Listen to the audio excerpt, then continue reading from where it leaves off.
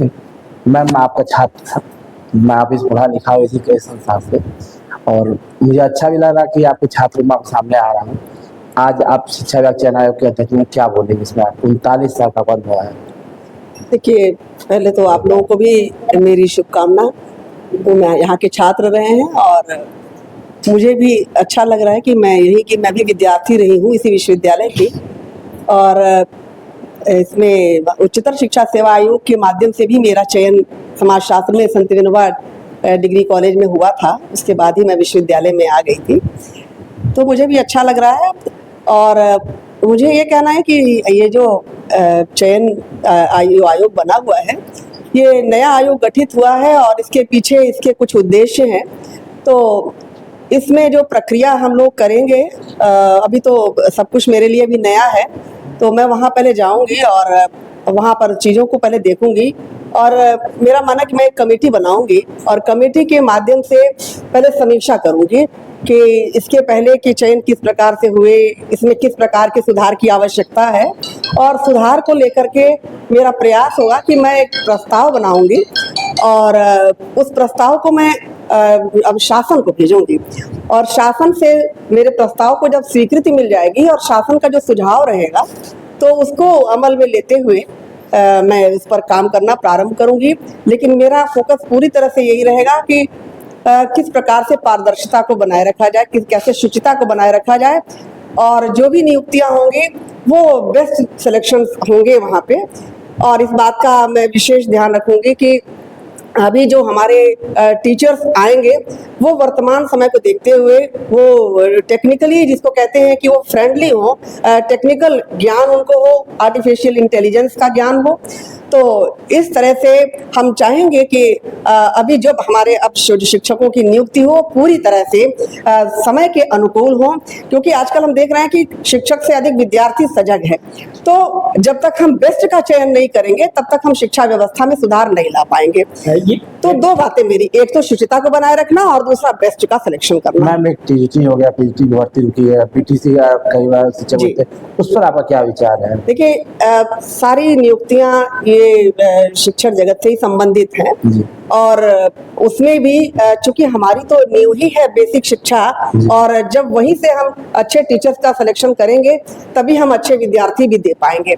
तो वर्तमान समय में विद्यार्थियों को देखते हुए, अपने संस्थाओं की आवश्यकता को देखते हुए हम बेसिक शिक्षा से लेकर के और माध्यमिक और उच्चतर शिक्षा में हम बेस्ट देने का प्रयास करेंगे। मैम रिटायर्ड ज्यादा लोग हुए, रिटायर्ड ज्यादा हो गए, बच्चों की संख्या बढ़ रही है, अध्यापक और कर्मचारियों की समस्या से हर संस्थान जूझ रहे हैं। तो ऐसे में इस समस्या निदान के लिए आपका क्या नजरिया है? देखिए, मैंने अभी बताया आपको कि अभी चूंकि आयोग नए प्रकार से गठित हुआ है और पहली उसकी अध्यक्ष के रूप में मुझे जो जिम्मेदारी मिली है, तो मैं पहले से ही बहुत कुछ अभी नहीं कह पाने की स्थिति में हूँ। इतना है कि पहले मैं वहाँ ज्वाइन कर लेती हूँ, और ज्वाइन करने के बाद जब स्थिति का आकलन कर लूंगी तो बेसिक से लेकर के और हायर एजुकेशन तक की मेरी जो है कमेटी, जो हमारी टीम होगी, वो टीम जिस प्रकार से तय करेगी, और सबसे बड़ी चीज कि हमारी टीम जो तय करेगी उसको जब तक शासन उसको सहमति या स्वीकृति नहीं देगा हम उसको लागू नहीं कर पाएंगे। पहले तो जितने अध्यक्ष थे उनकी कमेटी से दूरी थी। हाँ,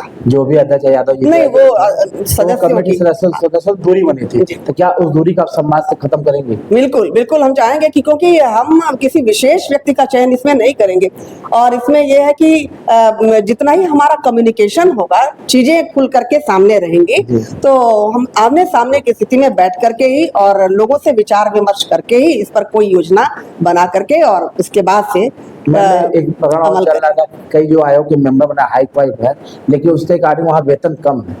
हाँ, एक 75 है, उससे कम ही आ रहा है। देखिए, वेतन पैसा अपनी जगह है, और प्रतिष्ठा, सम्मान, और हमारा जो देश के भविष्य है, हमारे बच्चे हैं, और बच्चों को बनाने वाले हमारे शिक्षक हैं। तो अगर हम वेतन पे न जा करके हम थोड़ा सा यही करें कि हम कुछ समाज को दे सकें, पारदर्शी रूप से हम अच्छे शिक्षक दे सकें, तो जो समाज में सुधार ला सकें, बच्चों का विकास कर सकें, तो वहाँ वेतन मायने नहीं रखता, क्योंकि वहाँ जो भी जाएगा इस सब स्थितियों का आकलन करने के बाद ही जा रहा रहा है। तो ऐसा नहीं कि वहां जाने के बाद से हमें पता चलेगा और निर्णय हमारा बदलेगा।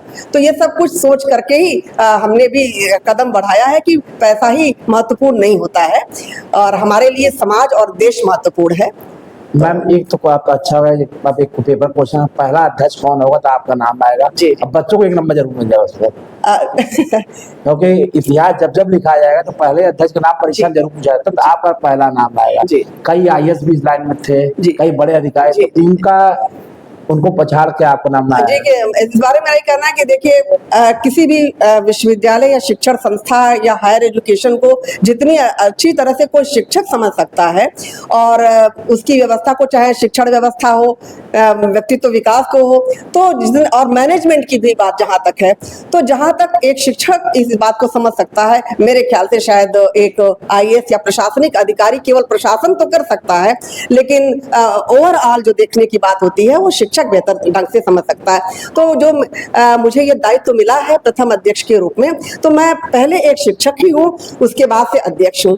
तो मेरा पूरा यही प्रयास होगा कि मैं शिक्षकों के साथ, शिक्षण व्यवस्था के साथ न्याय कर सकूं। मैम जो टीजीटी की भर्ती रुकी है, जो टीजीटी पीजीटी की भर्ती रुकी 2021 वाली और कुछ शिक्षक भर्तियां, उस पर आपका क्या नजरिया, क्या भर्ती कब तक हो? देखिए, मैंने आपको बताया कि ये प्राथमिकता में है, क्योंकि अभी तक जितना भी विलंब हुआ, मेरे हिसाब से शासन का भी यही प्रयास है कि जल्दी से, अभी देखिए पिछले सप्ताह ही इसके साक्षात्कार हुए और 5-6 दिन में ही रिजल्ट आने का मतलब क्या है कि यह है कि शासन की भी मंशा है कि जल्दी से जल्दी इस कार्य को प्रारंभ किया जाए।